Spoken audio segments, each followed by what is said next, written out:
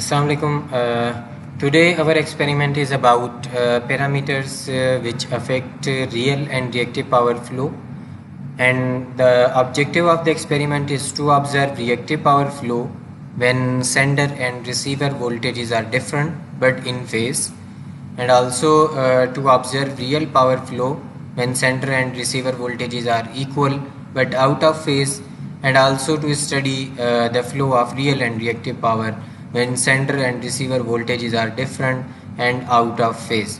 So we have three conditions in which we have to observe the flow of reactive power.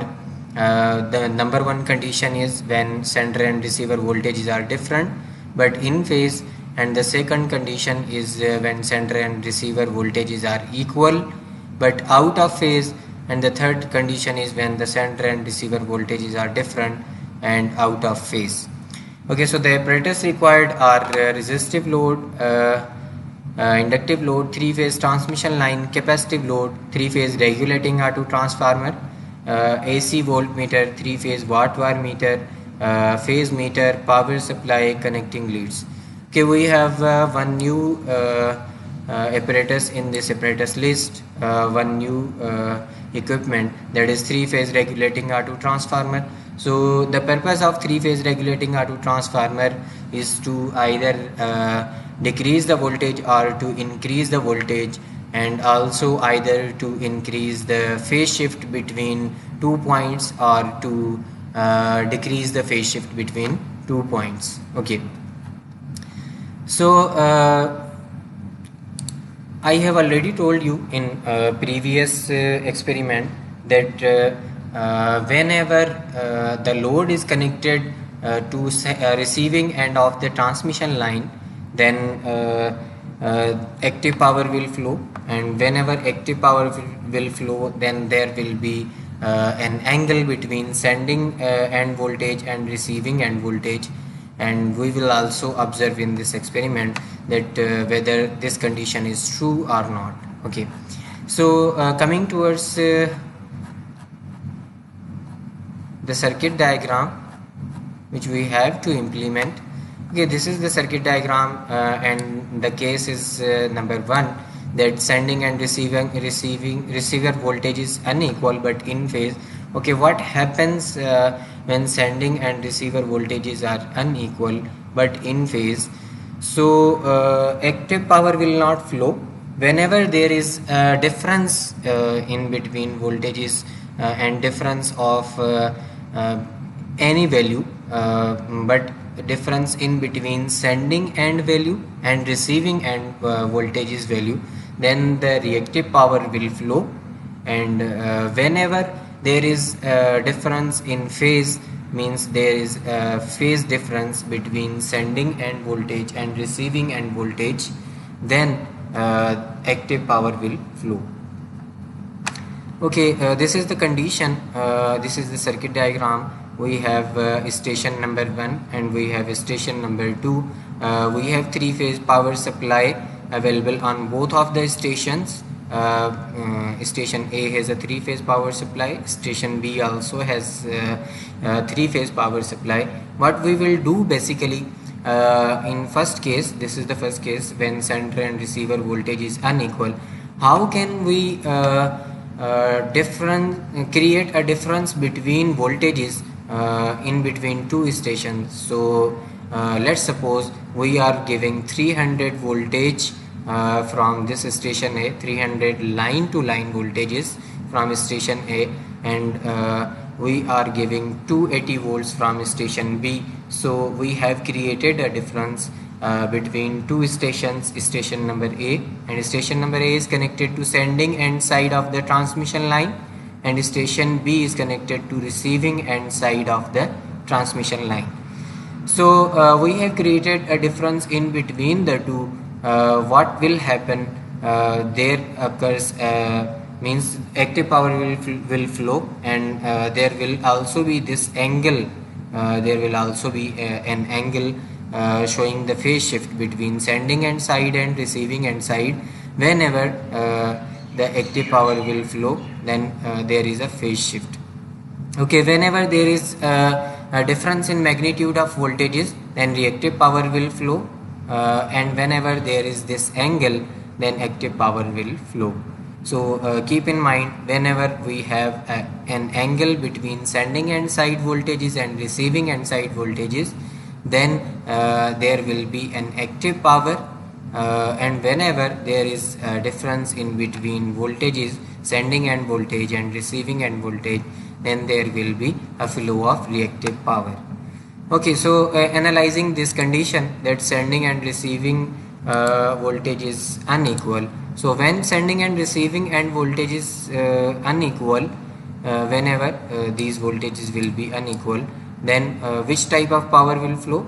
Reactive power will flow. Okay, no active power will flow because both of the voltages are in phase.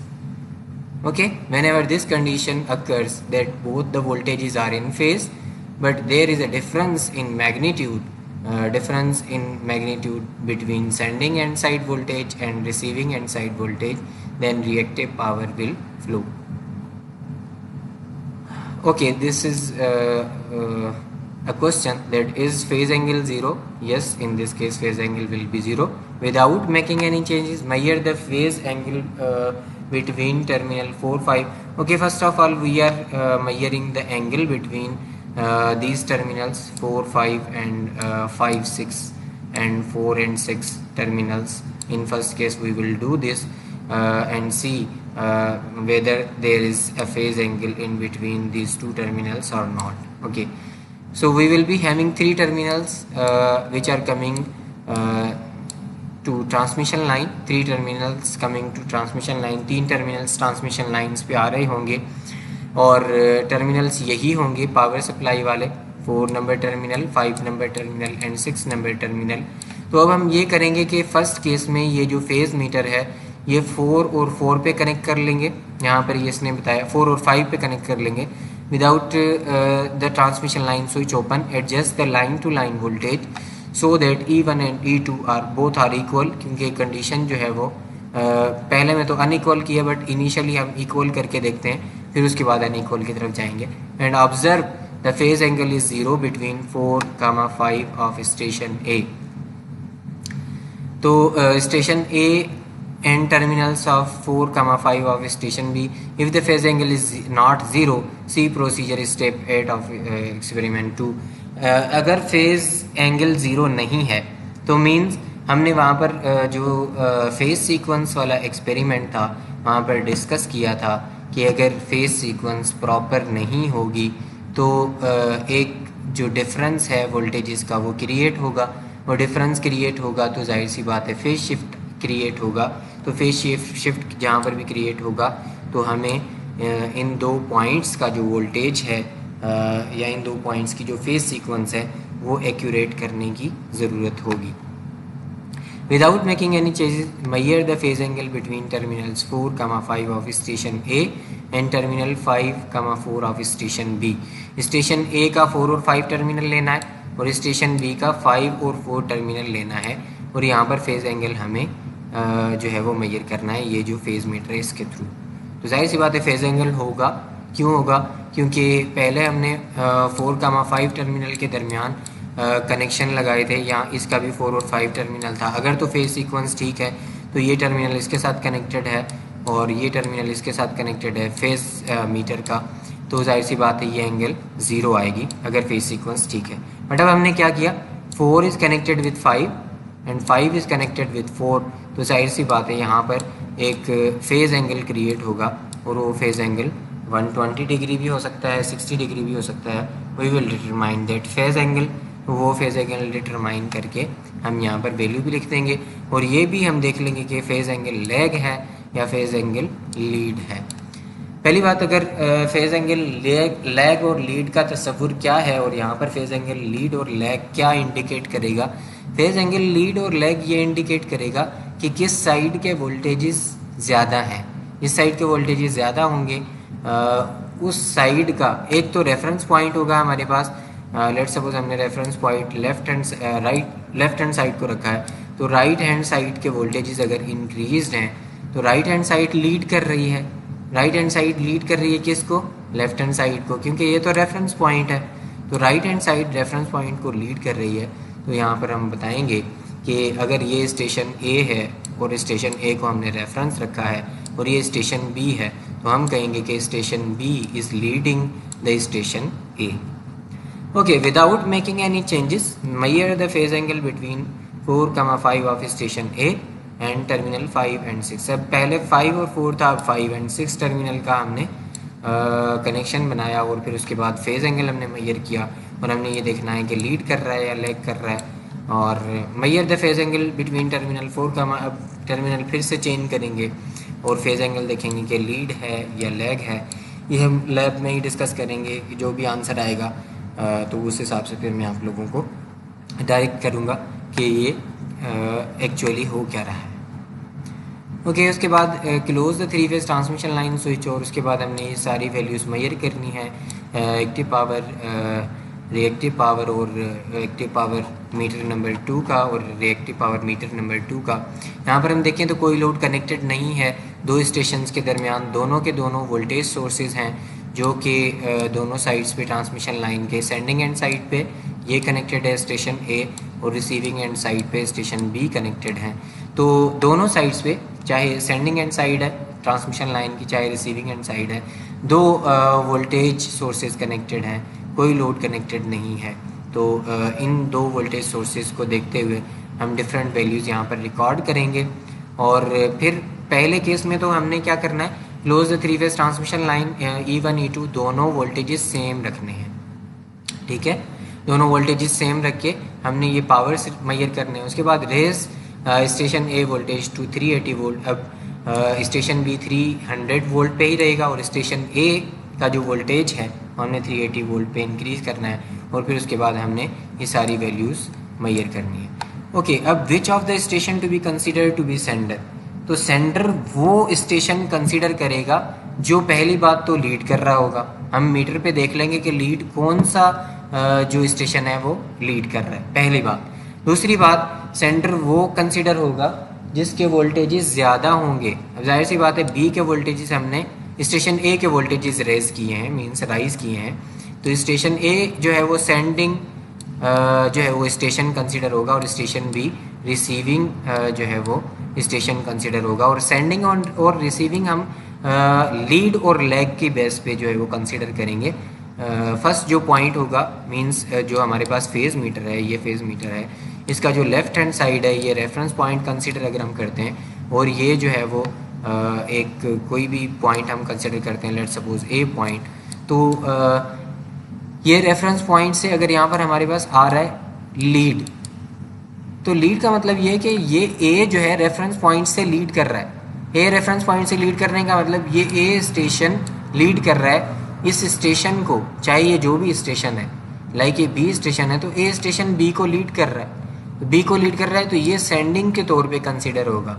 यहाँ पे lead आ गया, a lead कर रहा है तो ये sending station consider होगा, means ये सेंड कर रहा है वोल्टेजेस और ये सेंडिंग स्टेशन कंसीडर होगा।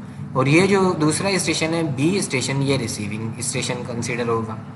अब क्या कह रहे हैं कि reduce station A voltage to 300 volt and observe the power flow. Let suppose station B का जो वोल्टेज है वो अभी भी 300 या 380 वोल्ट है, तो 380 वोल्ट स्टेशन बी का है तो ए का तो अब 300 हो गया, तो ए का 300 हो गया तो बी जो है वो सेंडिंग एंड स्टेशन कंसीडर होगा और ए जो है वो रिसीविंग एंड जो स्टेशन है वो कंसीडर होगा। अब जो फेज मीटर होगा वो लैग कंसीडर करेगा, लीड नहीं करेगा। लैग कंसीडर क्यों करेगा? क्योंकि बी लीड कर रहा है, ठीक है, और बी स्टेशन ये है और ए स्टेशन ये जो प्रीवियस केस हमने कंसीडर किया था, तो ए जो है वो लैग कर रहा है तो यहाँ पर लैग आ जाएगा। ये एक तो रेफरेंस पॉइंट है वो तो हमारा फिक्स है, उसको आप छोड़ दें। लीड और लैग हम डिसाइड कर रहे हैं ये वाली साइड जो है इस साइड के हिसाब से। अगर तो लैग कर रहा है तो जाहिर सी बात है ये स्टेशन लीड कर रहा है, so B is leading and A is lagging, means अब जो सेंडिंग स्टेशन बना वो बी बना, ना कि ए बना, ठीक है। Now we have the second case, sending end receiver voltage equal but out of phase. अब आउट ऑफ फेज के लिए रेगुलेटिंग ऑटो ट्रांसफार्मर यूज़ करेंगे, जैसे कि मैंने बताया कि रेगुलेटिंग ऑटो ट्रांसफार्मर से हमने फेज शिफ्ट देना है और 15 डिग्री का हमने फेज शिफ्ट दे दिया अब ये भी डिपेंड करेगा कि सेंडिंग एंड साइड से आपने दिया है, सेंडिंग से रिसीविंग की तरफ दिया है या रिसीविंग से सेंडिंग की तरफ। प्लस दिया है, +15 है, तो मीन सेंडिंग से रिसीविंग की तरफ दिया है। अगर हमारा जो रेगुलेटिंग ट्रांसफार्मर है वो सेंडिंग से रिसीविंग के दरमियान उसके कनेक्शन हुए हैं। फिर the phase shift leg or lead is obtained by changing the connections of three-phase transformer by means of tape switch. When the position of tape switch in the regulating transformer is altered, the secondary voltage will be in phase with the primary. अब ये हम just ये कर रहे हैं कि phase change कर रहे हैं सेंडिंग साइड और रिसीविंग साइड का। सेंडिंग साइड पे अगर +15 है तो सेंडिंग साइड का हमने फेज चेंज कर दिया, -15 किया तो रिसीविंग साइड का फेज चेंज कर दिया, मीन्स रिसीविंग साइड पे प्लस आ गया और सेंडिंग साइड पे माइनस आ गया। अब होगा क्या ये भी देख लेते हैं।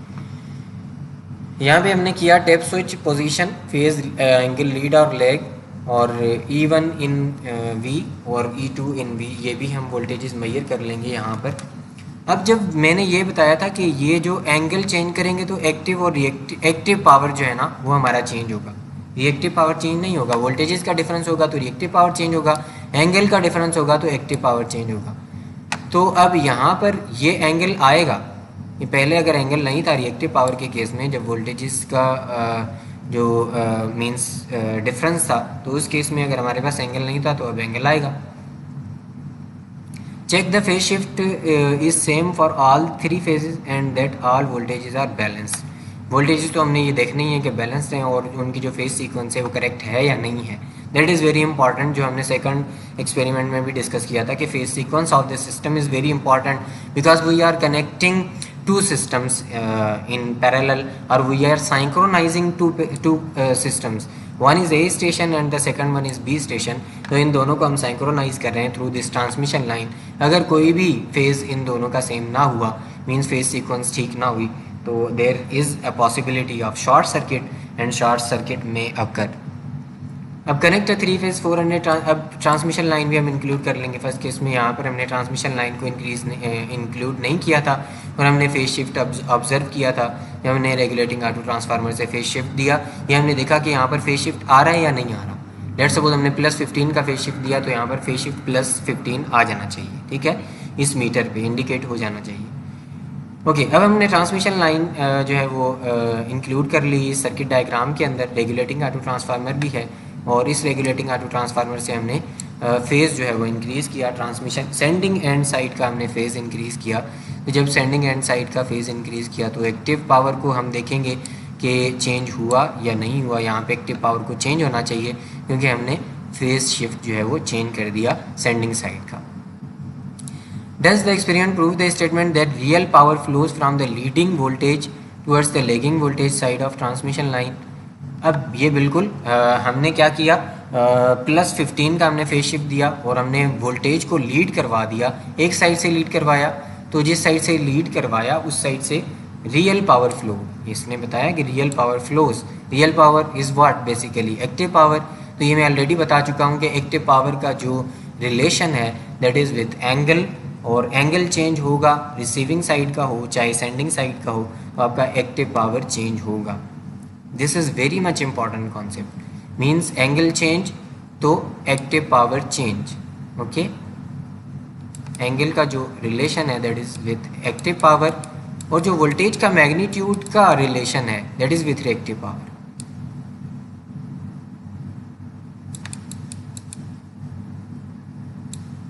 Of voltage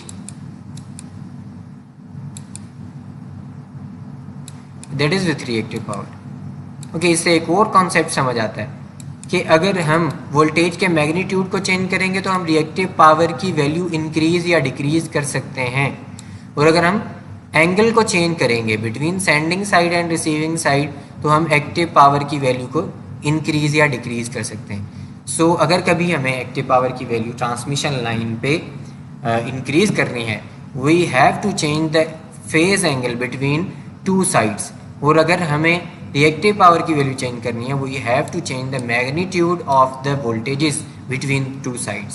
so this is very important concept and this is very simple concept. Okay, अब हमने क्या किया, ट्रांसमिशन लाइन हमने कनेक्ट की हुई है। अब हमने लोड्स को इंक्लूड कर लिया यहाँ पर, ठीक है।